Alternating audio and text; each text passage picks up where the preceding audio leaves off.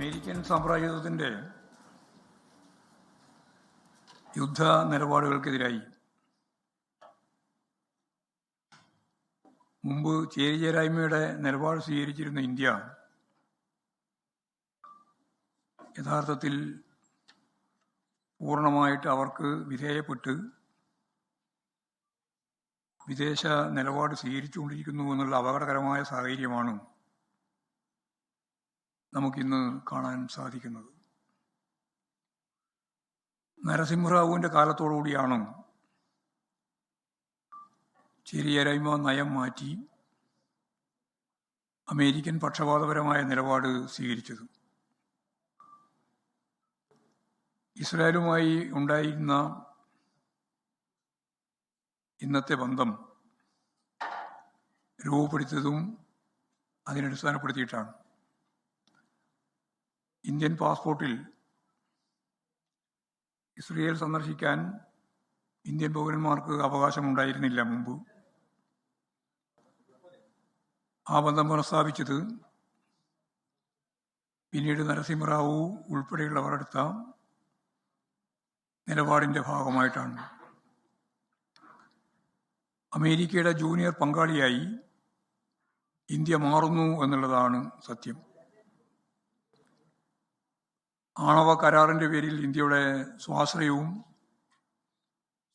സ്വാശ്രയത്വ നിലപാടും പരമാധികാരവും അടിയറ വെക്കുന്ന രീതിയിലുള്ള നയം UPA ഗവൺമെൻറ് സ്വീകരിച്ചപ്പോഴാണ് ഇടതുപക്ഷം വന്ന് പിന്തുണ പിൻവലിച്ചത്. കോൺഗ്രസ് പിന്തുടർന്നു വന്ന വിദേശ നയവും BJPയുടെ നയവും ഒന്നു തന്നെയാണ്. ഇപ്പോഴും ഇന്ത്യൻ മാർക്കറ്റ് അമേരിക്കക്ക് തുറന്നു കൊടുക്കുന്ന നിലപാടോടെ കർഷകരാകമാനം പ്രതിസന്ധിയിലാകുകയും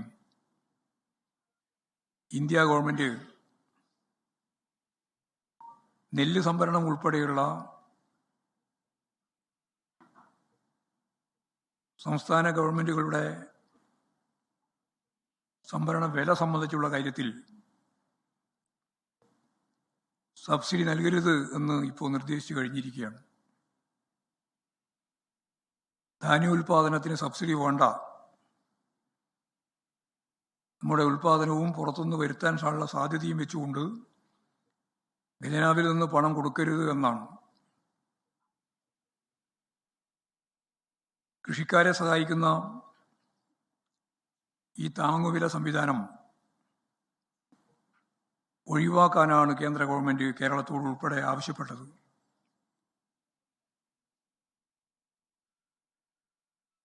കേരളത്തിലെ കാർഷിക സമ്പദ് വ്യവസ്ഥയെ തകർക്കുന്ന സാമ്രാജ്യത്വ നിലപാടിന് അനുകൂലമായ സമീപനമാണ് BJP ഗവൺമെൻറ് എടുത്തുകൊണ്ടിരിക്കുന്നത്.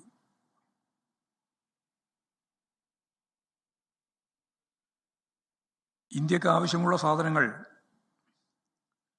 ലോക വിപണിയിൽ എവിടെ നിന്ന് ഇറക്കുമതി ചെയ്യണമെന്ന കാര്യം തീരുമാനിക്കുന്നത്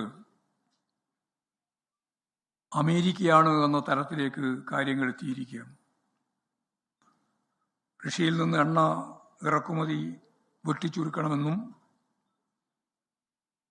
ഇറക്കുമതി പൂർണ്ണമായിട്ടും അവസാനിപ്പിക്കണമെന്നുമാണ് അമേരിക്ക ആവശ്യപ്പെട്ടിരുന്നത്.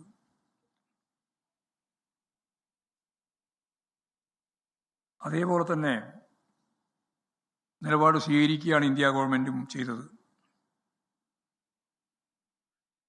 ഇപ്പോഴും റഷ്യയിൽ നിന്ന് എണ്ണ ഇറക്കുമതി ചെയ്യാൻ അമേരിക്കയുടെ അനുവാദത്തിനു വേണ്ടി കാത്തു നിൽക്കുകയാണ്. ഒരു അപമാനകരമായ അവസ്ഥയാണ് ഇന്ത്യ കൈക്കൊണ്ടത്. അമേരിക്കയുടെ ദാസന്മാരായി ഇന്ത്യ മാറുന്നു എന്നാണ് ഇത് കാണിക്കുന്നത്.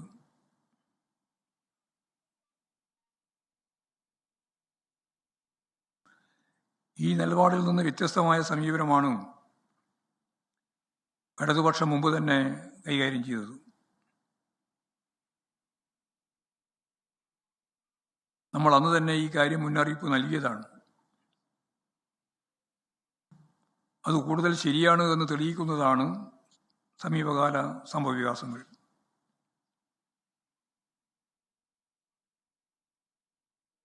ഇത്തരം നയങ്ങൾക്കെതിരായി ശക്തിയായ പ്രതിഷേധങ്ങൾ ഉയർത്തിക്കൊണ്ടുവരേണ്ടതുണ്ട് എന്ന് തന്നെയാണ്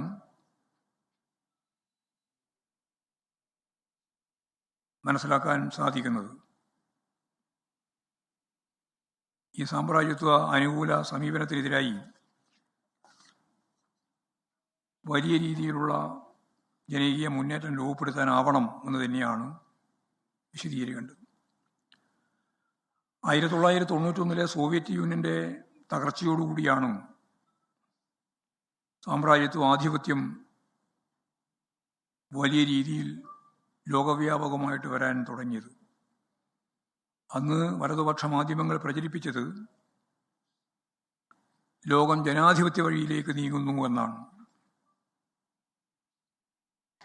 എന്നാൽ ശാക്തിക ബലാബലത്തിൽ ഇതുണ്ടാക്കിയ മാറ്റം ലോകത്തെമ്പാടും ദുരിതം വിതക്കുന്ന ഒന്നായി എന്നുള്ളത് അനുഭവവേദ്യമായിരിക്കുന്നു. ഇതിൻ്റെ ഫലമായി ലിബിയ, ഇറാഖ്, ഇറാൻ തുടങ്ങിയ രാജ്യങ്ങളിലെ ഭരണാധികാരികൾക്കെതിരെ അവരെ കൊല്ലാൻ അമേരിക്കക്കും ഇസ്രയേലിനും ഒരു മടിയും ഉണ്ടായില്ല. വെനീസുലയിലെ രാഷ്ട്രത്തലവനെയും സഹധർമ്മിണിയെയും തട്ടിക്കൊണ്ടുപോകുന്ന നില വരെ ഉണ്ടായി. ഇറാനെതിരായിട്ടുള്ള നിലപാട്, ആക്രമണം ഇപ്പോൾ നമ്മുടെ അടുക്കളയെ പോലും ബാധിച്ചിരിക്കുന്നു എന്നുള്ള സ്ഥിതിയാണ്. പാചകവാതകം ലഭ്യമല്ലാത്ത നില രൂപപ്പെട്ടിരിക്കുന്നു. പെട്രോളിയം ഉൽപ്പന്നങ്ങളുടെ കാര്യത്തിലും ഇത് തന്നെയാണ് അവസ്ഥ. ലോകത്തെമ്പാടും എന്തു നടന്നാലും തങ്ങൾക്ക് ബാധകമല്ലെന്ന നിലപാട് സ്വീകരിക്കുന്നവരെ കണ്ണു തുറപ്പിക്കുന്നതാണ് ഇപ്പോഴുള്ള സംഭവവികാസങ്ങൾ.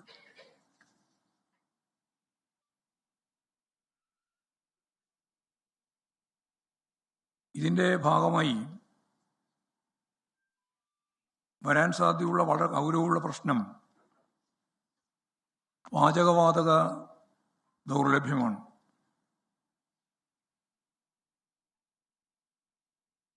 കേരളം ഉൾപ്പെടെയുള്ള ഇന്ത്യയിൽ അങ്ങോളം ഇങ്ങോളം പാചകവാതക ക്ഷാമം ബാധിച്ച റെസ്റ്റോറൻറ്റുകളും എല്ലാ മേഖലയും, ആശുപത്രികൾ, ആരാധനാലയങ്ങൾ പോലും, വൃദ്ധസദനങ്ങൾ, ഹോസ്റ്റലുകൾ, അവിടെയൊന്നും ഭക്ഷണം മുടങ്ങുന്നൊരവസ്ഥ ഉണ്ടാവുന്നില്ല എന്ന് ഉറപ്പുവരുത്താൻ സാധിക്കണം.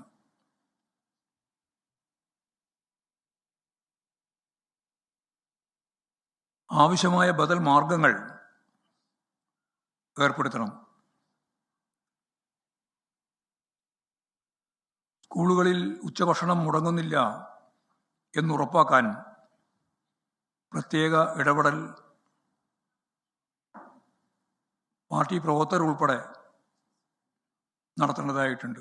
ലോകത്തെവിടെയായാലും ഏത് സമയത്തും 24 വാർത്തകളും ഓഗ്മെന്റഡ് റിയാലിറ്റി പാക്കേജുകളും എക്സ്പ്ലെയിനറുകളും വിശദമായി കാണാൻ ഞങ്ങളുടെ യൂട്യൂബ് ചാനൽ നിങ്ങൾക്ക് സബ്സ്ക്രൈബ് ചെയ്യാം.